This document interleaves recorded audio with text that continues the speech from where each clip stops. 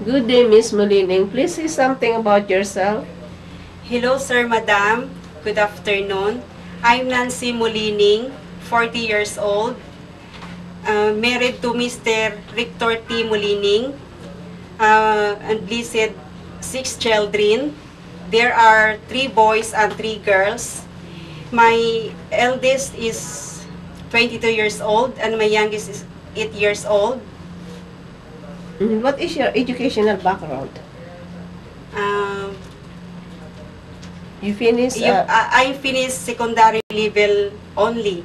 Okay. Any experience as a housemaid here in the Philippines or in other country? Here in Philippines only, I have an experience. Okay. How many years you work as a housemaid here in the Philippines? I work with them for more than 4 years.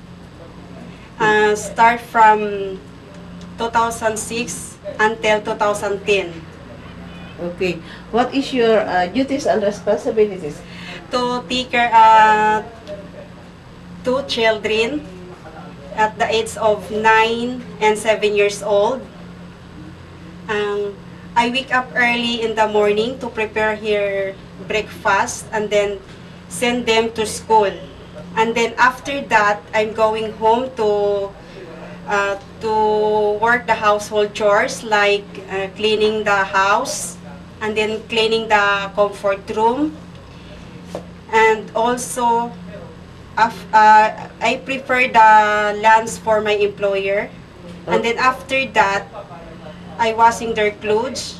And then in the night also, I ironing the clothes of my employer. Okay. What about in cooking? Do you know how to cook Chinese food? A little bit only, but I try to learn to cook the Chinese food. Okay. Any message that you want to say to your employer? Hello, sir, madam. I am willing to work with you. I am honest person. I'm hardworking.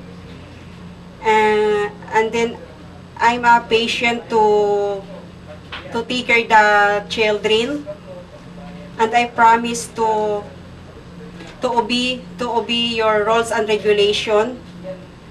And then I promise to you will. Okay, Miss Molining, what about in taking care of the newly born baby? Did you experience also? Yes, I know how to take care the newborn baby because I'm a mother. I'm a mother. Okay. Thank you very much, Miss Molining, and good luck. Um, Thank you very much, Sir, Madam, and I hope you will choose me and you will see you soon. God bless. Bye.